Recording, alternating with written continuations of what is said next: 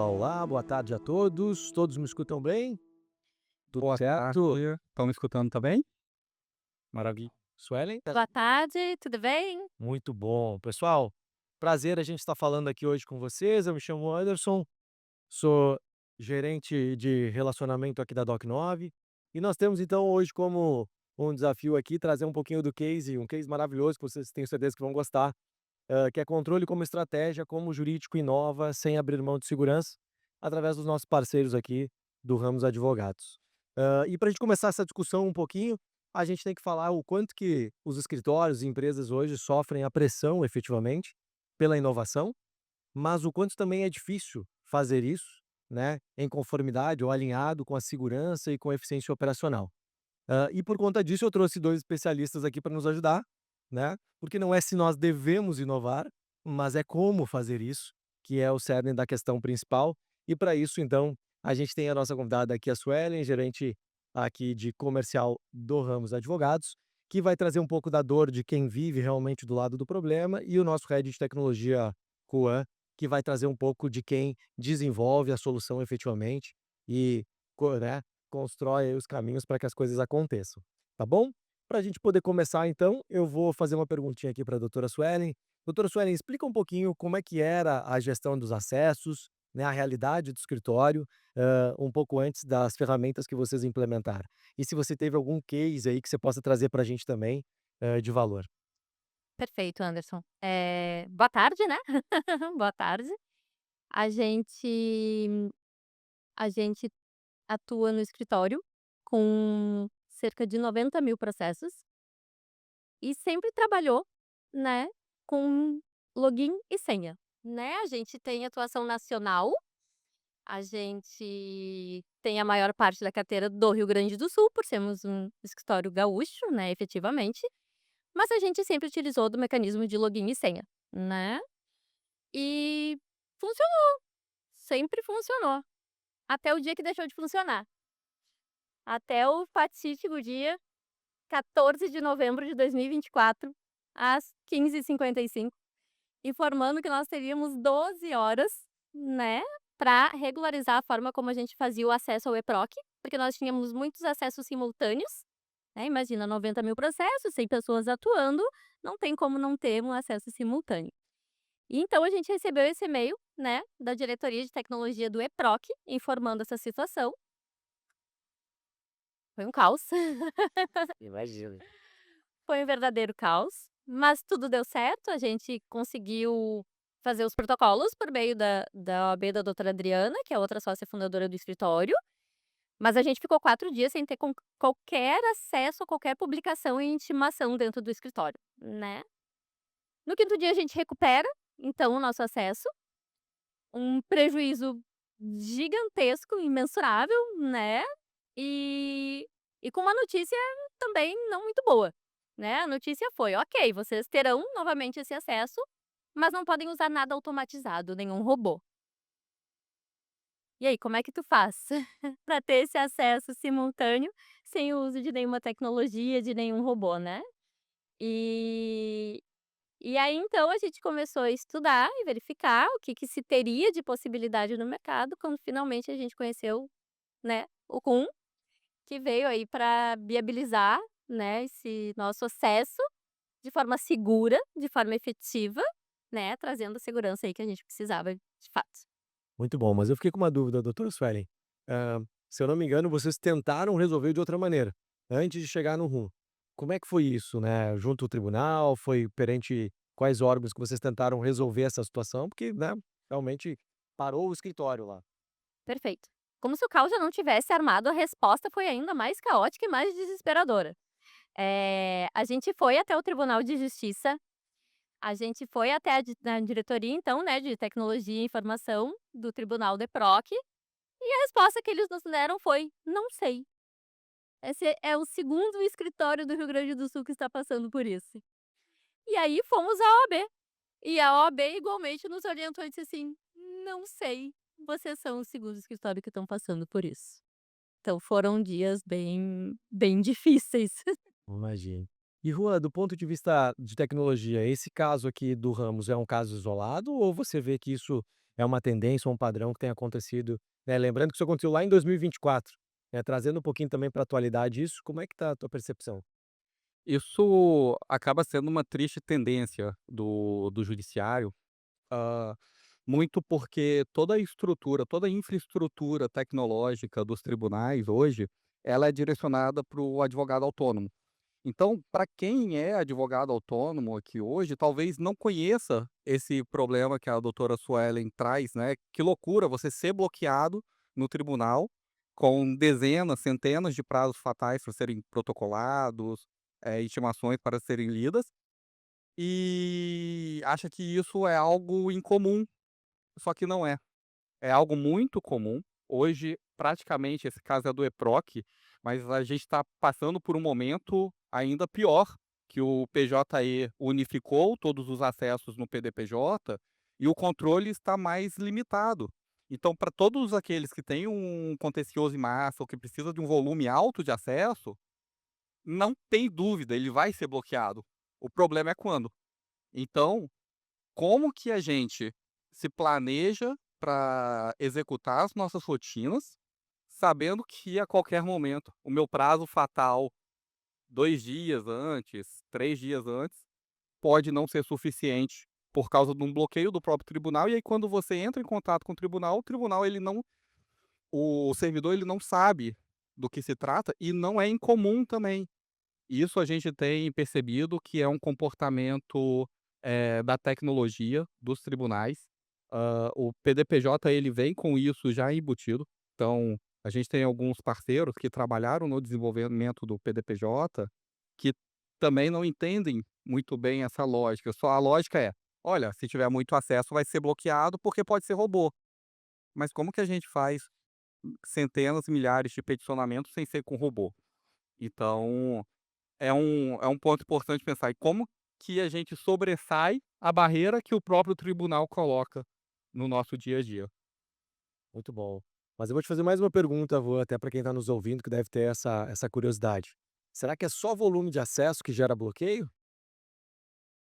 Normalmente, o alto volume em determinados tribunais específicos, as tentativas de acesso inválidas, então quando a gente acaba errando muito a senha, e o principal, robôs mal configurados. Então eu imagino que também quem atue com um grande volume de processos, hã, tenha aí seus parceiros de RPA. Se a senha ela mudar, ou se houver alguma atualização, e aquele robô ele ficar tentando, ele vai bloquear mais rápido do que bloquearia pelos acessos. Então o volume de acesso individual, ele é um fator importante, mas os acessos errados e os acessos automatizados, que é justamente isso que o tribunal está querendo bloquear, é o acesso automatizado, né, então quando ele identifica, ele vai bloquear. Então, eu colocaria esse, talvez, como o mais importante aí na fila de bloqueio. Muito bom. E doutora Suelen, o que que essa crise dentro do escritório fez ali, motivou vocês a repensarem na forma como vocês estavam gerindo de fato ali, toda a equipe, mas também as credenciais como um todo, né? Esse episódio foi um divisor de águas dentro do escritório, né. Eh, o escritório sempre teve muito conectado à tecnologia, crescimento e inovação, sempre foi a máxima do escritório, né. Mas a gente viu que não bastava apostar em tecnologia, não bastava apostar em inovação. A gente tinha que falar de um crescimento sem governança, ele estava trazendo um risco, né. Então a gente viu que, por mais que a operação funcionasse, por mais que a gente estivesse investindo nisso, a segurança dos nossos dados era tão importante quanto ou mais, né, porque acabou fazendo com que toda a nossa esteira de produção parasse. Então a gente aprendeu a importância, por exemplo, da gente ter os nossos dados num cofre digital, né. A gente aprendeu que a gente não pode dar o mesmo acesso dos nossos dados para todos os nossos colaboradores, e sim de acordo com, a responsabilidade que ele tem dentro do escritório, né, então foi aí um divisor de águas mesmo. Muito bom. E vocês sentiram alguma mudança em termos de segurança, produtividade? Como é que foi a receptividade também da equipe, né, nesse processo de implementação ali da nova ferramenta? Isso foi uma mudança cultural. né. O trauma não foi só do doutor Paulo e da doutora Adriana, o trauma foi de toda a equipe. Então houve uma mobilização geral das pessoas do escritório, houve uma aceitação muito boa em todas as outras inovações que a gente foi trazendo, todas as outras parcerias que a gente foi trazendo. Nos trouxe segurança, né, para, enfim, implementar tecnologias novas como, né, uma N-Task da vida, por exemplo, né. Então acho que foi algo coletivo, assim. Muito bom. E Rua, do ponto de vista, né, do controle de acesso, assim, por que que ainda hoje ele é visto como questão técnica e por que que ele não é visto como uma decisão estratégica dos escritórios? Excelente. Quando a gente tenta fazer o acesso ao tribunal e a gente recebe um bloqueio, a primeira impressão que a gente tem é de um problema operacional, né. Olha, eu tenho que entrar em contato ali com o suporte técnico, porque é o suporte técnico quem vai me ajudar. Esse bloqueio foi um bloqueio que aconteceu na parte técnica, talvez o meu time de TI possa me ajudar. Como eu comentei, né, tem muita relação com os robôs, então acaba se criando um viés da perspectiva técnica em cima disso. Só que isso é muito mais estratégico pelo que eu falei anteriormente. Eu tenho que cuidar para não ter um bloqueio, porque senão eu vou travar toda a minha fila de processos. E é justamente com essa preocupação que a gente colocou o no mercado, né, para gerenciar esses acessos, para facilitar esse controle, para ele deixar de ser uma coisa do TI, para deixar de ser uma responsabilidade do tribunal, para ser algo que a doutora Suelen tem controle lá no escritório dele, o nosso cliente tem controle, e tenha previsibilidade. Eu acho que a palavra-chave dentro de um escritório é justamente essa, né, eu saber quando que eu vou executar uma ação, é ter essa previsibilidade de fato. Então, acho que tirar um pouco esse foco do olhar técnico, porque normalmente não é porque o sistema, porque isso. Não, eu preciso preparar a minha estratégia para se adaptar à regra do jogo. E infelizmente, é até contraditório, a gente está vendo tanta tecnologia, tanta gente falando de inovação, inteligência artificial, a gente sacode aqui uma árvore, cai 15 empresas, enquanto isso os tribunais eles estão bloqueando os nossos acessos, né. Então é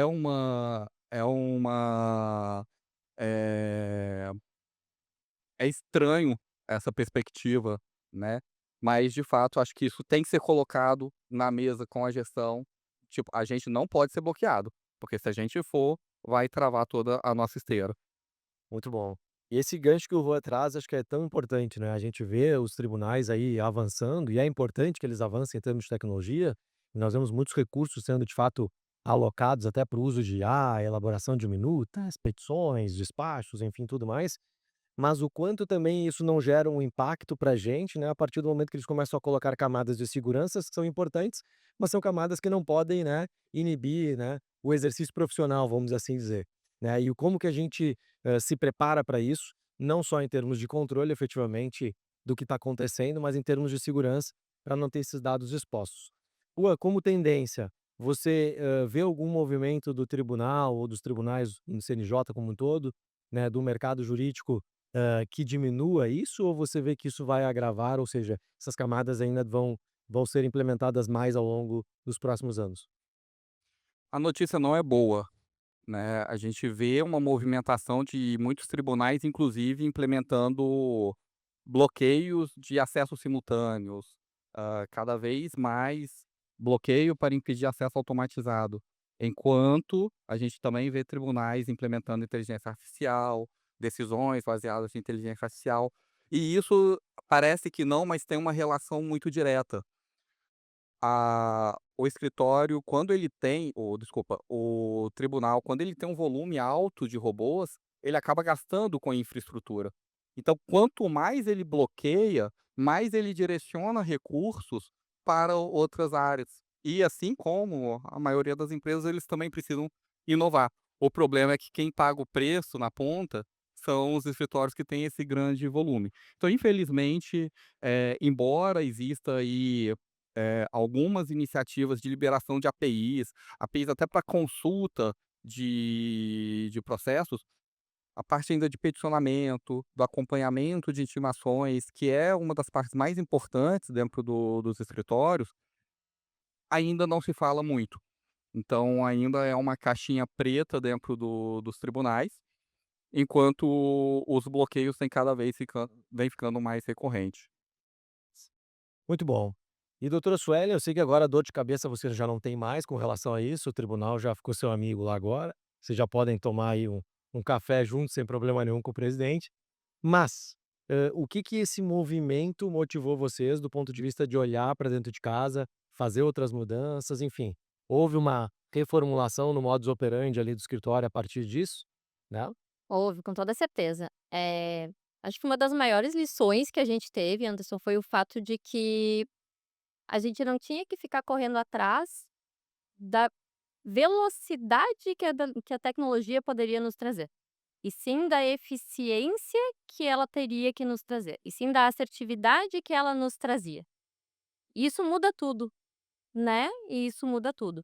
Então o escritório passou e tem um outro fator que eu queria complementar na minha fala anterior, da segurança do rum, né, da questão dos duplos fatores, né, do quanto isso facilitou a nossa vida, né, dos usuários ali, a gente tinha todas as suplementares ali também que a gente tinha que saber, login e senha, a gente tinha enfim, a gente perdia muito tempo, né, com esses acessos e decorando, né, porque também não vai circular com os dados das pessoas por aí. Então isso abriu muito os nossos olhos e a gente passou a olhar muito mais para essa questão da assertividade, né. Com essa segurança, a gente deu um super passo à frente, a gente deu um super passo à frente. Hoje a gente conta com mais uma tecnologia que se chama Anytask, né, que faz todo um processo pra gente de captação do processo, leitura do processo com o uso da inteligência artificial, eh, traz pra gente a síntese fáctica, preenche os campos do nosso sistema jurídico, né, que é maravilhoso. Hã, Faz com que a gente tenha os primeiros compromissos já registrados, faz com que o peticionamento seja por lá, com o uso do RUM, né, as nossas credenciais são todas feitas lá dentro, então com toda essa segurança aí, e então acho que é isso, deu uma abriu a nossa mente. Bom, vocês começam então com uma dor latente de bloqueios, a partir da implementação vocês têm outras camadas que vão sendo adaptadas, como as inovações que foram trazidas recentemente do 2FA do PJE, que movimentou aí o mercado, todo mundo deve ter sentido isso de alguma maneira, alguns devem até hoje estar sentindo, estão aqui nos ouvindo e compartilhando com certeza aí o token com o seu escritório, a gente sabe como é isso, né? Então, que legal que vocês passaram isso, mas pelo que eu entendi, do ponto de vista, vocês estavam organizados para que os usuários de vocês conseguissem acessar, sem ter de fato o certificado ali na mão e conseguindo passar por todas essas camadas, assim, de maneira legal, isso acho que é importante dizer, né, com procuração de uso, com todas, as responsabilidades que tem ali, para conseguir efetivamente acessar os tribunais e executar as suas atividades do dia a dia. Mas aí vocês veem mais uma oportunidade, né, que é os dados que estão expostos a, então, em terceiros, né? Os dados que são expostos em prestadores de serviço ou em até robôs próprios, que a partir desse momento se conectam dentro do RUM e aí conseguem também otimizar tudo isso e evitar bloqueios nos tribunais. Perfeito. Muito legal esse case. Juan, qual que você enxerga que é o próximo passo natural para os escritórios que começam a organizar minimamente, né, o seu controle de acesso? O que que eles podem ir, como eles podem ir além, a partir do uso das ferramentas que a gente tem também disponíveis no mercado? Bom, eu acredito que muita gente que está aqui já está pensando lá na inteligência artificial, né. Eu já quero colocar os agentes para trabalhar no meu escritório, fazendo peças, peticionando, tudo de forma mágica e automática, mas isso a gente precisa construir. Existe uma terminologia na área técnica que se chama Zero Trust, que é basicamente adicionar camadas que você confia, né, de forma bem simplificada, são camadas que eu confio e logo a união dessas camadas também é confiável. E é isso que a gente vem construindo junto com a doutora Suelen no escritório Ramos. A gente começou pelo RUM, que é uma ferramenta que deu essa liberdade para ela em relação à gestão dos certificados. Dentro da ferramenta, como a gente tem todo o controle e olha só, Anderson, como ele é minucioso, a gente sabe exatamente quantas pessoas estão acessando cada tribunal a cada momento, a gente consegue enganar o tribunal para ele achar: "Opa, não é 15 pessoas, são 2". E isso ajuda a evitar um pouco os bloqueios. E aí essa é a primeira camada. Quando a gente coloca a segunda camada, como a doutora trouxe, né, a aquisição da ferramenta da N-Task, que é uma ferramenta de robôs, ela vem conectada automaticamente ao RUM, então por mais que também o certificado fique seguro dentro da nossa infraestrutura, a gente também sabe os acessos que a N-Task faz usando certificados, mesmo que seja por robô. Então o RUM, ele hoje gerencia usuários humanos e usuários não humanos, né, inteligências artificiais, RPAs. E aí, a gente tendo esse controle ali da N-Test também, o que eles acessam, o que eles deixam de acessar, para o tribunal, o que era 15 usuários humanos e 10 robôs, agora é 3 usuários humanos, porque o RUM está fazendo esse controle, ele não está sugando a capacidade do tribunal, né, eu até costumo explicar que é como se fosse um usuário com várias abas abertas, né, ao mesmo tempo, e aí a gente consegue executar ali todas as demandas, mas aí é a segunda camada. E agora se em cima dessa camada, eu consigo conectar com o meu cloud, com o meu OpenAI, a própria ferramenta do RUM agora já conta com uma inteligência artificial embutida, que é o cloud, que eu posso só dar o comando: "Olha, acessa tal tribunal, procura o processo tal, pega esse documento e peticiona lá para mim". Por quê? Porque toda a camada de confiança já foi construída. Então eu já garanti o acesso no nível mais básico, já garanti o acesso do robô com o controle, e agora quando uma inteligência artificial tem acesso ao tribunal, ela não tem acesso ao meu dado, não tem acesso à minha senha, não tem acesso ao meu certificado.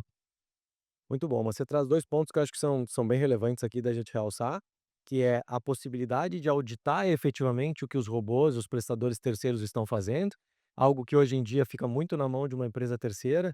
Então, se alguém abriu uma intimação e foi lá o robô, foi alguém interno, quem é que fez, como é que eu faço isso? A partir do momento que você tem uma centralização, então você tem esse benefício, mas também você traz um ponto que também me chama bastante atenção, que é o controle do acesso. Alguns tribunais têm implementado isso, limitação de uso. Fala um pouquinho mais pra gente. Boa. A gente, identificou, né, esses bloqueios de forma muito recorrente, como eu trouxe, né, ampliado pelo PDPJ, né, PDPJ ele trouxe várias camadas de complexidade para gente, até para o acesso humano, né, ficou mais difícil, porque agora tem o duplo fator de autenticação, tem às vezes você vai acessar pelo Gov, eu não sei quem consegue acessar o Gov, mas é um dos maiores desafios da era moderna, né, e se eu esquecer a senha do Gov, aí eu tenho que entrar no Gov para recuperar a senha do Gov, né. Então, existem muitos desafios, tecnológicos em relação ao acesso, mas infelizmente os tribunais eles vêm, aumentando os bloqueios, né, tanto pelo PDPJ, os Projude, né, um formato de dinossauro, aquele bem antigo, né, ele tem muitos mecanismos de bloqueio, então ele tende a ser uma ferramenta, embora, graças a Deus, a maioria já está sendo substituído. O EPROC é uma excelente plataforma, mas também cada dia mais implementando bloqueio. O Rio Grande do Sul é um exemplo. Em Goiás, lá nos Projudes, a gente tem também um número muito alto de bloqueios.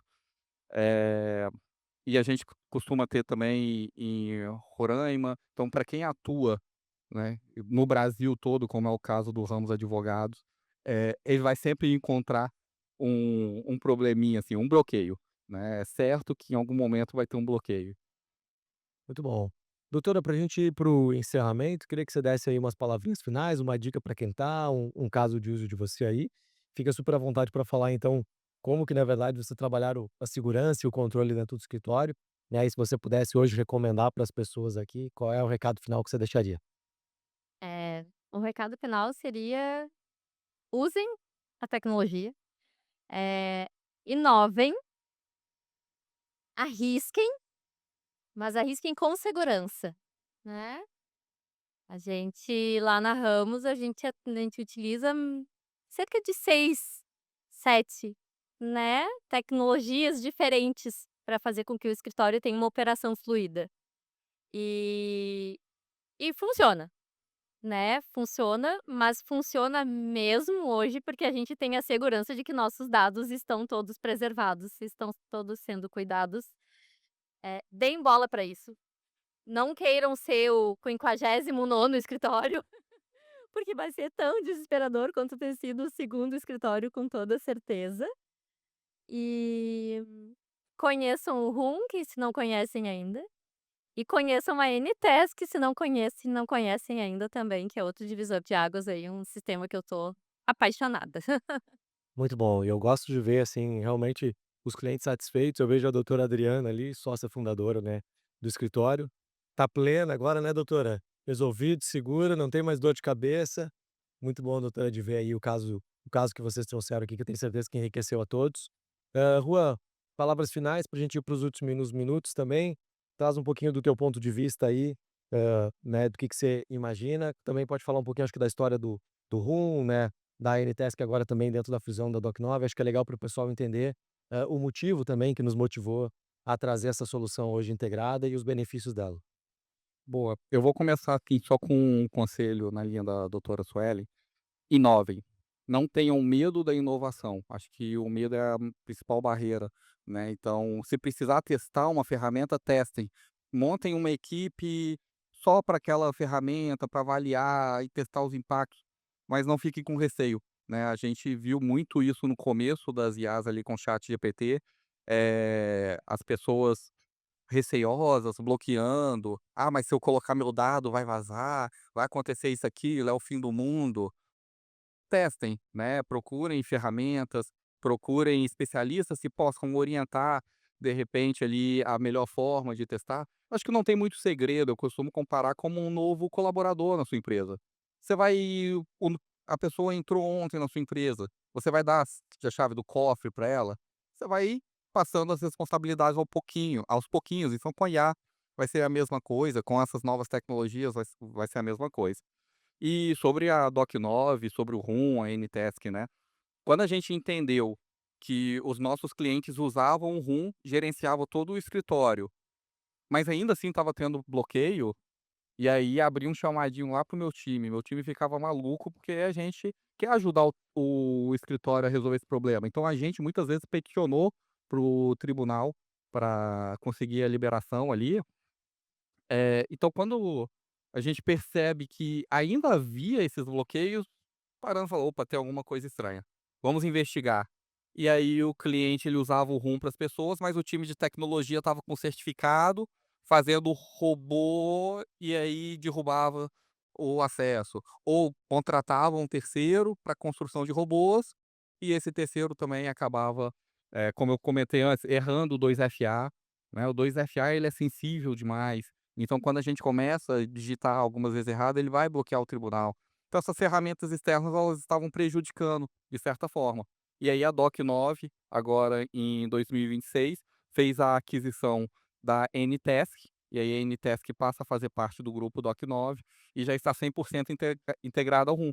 Então todos os acessos que antes eram contabilizados só por humanos, hoje também são contabilizados pelos agentes de RPA e pelas inteligências artificiais que estão conectadas à Anytask.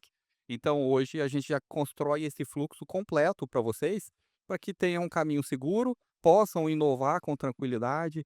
"Ah, Juan, mas eu não quero usar a Anytask". Não tem problema, a maioria dos fornecedores hoje de RPA já integram com a Doc9, o certificado de vocês continua seguro, a gente continua fazendo a gestão dos acessos para garantir que não haverá um bloqueio, mas dentro de casa a gente acaba tendo esse controle muito mais fino.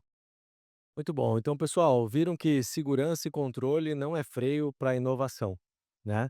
Perceberam que tem como a gente conciliar tudo isso, o escritório tem como crescer, proteger a sua reputação, proteger os seus dados, conseguir efetivamente, né, operar hoje em dia, que nós já estamos nesse desafio de ter que operar nesse mundo de tecnologias, e vocês contam com vários parceiros aqui, dentro de eventos como esses aqui que podem apoiar vocês, tá? Faço um último convite nesses últimos segundos aqui para vocês. Quem não conhece a Doc9, não conhece as nossas soluções, estamos aí com os stands ali, no outro armazém. Fique à vontade para ali bater um papo, ver as nossas soluções. Então, como o Juan muito bem trouxe, nós temos o primeiro gerenciador de certificados do Brasil, o COF, construído 100% com base em segurança, e nós conseguimos comprovar isso para o time técnico de vocês, e hoje já está aí em mais de 1.500 clientes, entre grandes empresas aí, que também são os nossos clientes aqui âncoras. e também pra vocês conhecerem um pouquinho aí da inovação que a gente está trazendo com a Task.doc9, que eu tenho certeza que vai resolver muitas dores. Agradeço a doutora Suelen, agradeço ao Juan por esse bate-papo incrível, e a gente fica à disposição também se vocês tiverem algumas dúvidas para a gente conversar depois ali. Obrigado, gente. Obrigada.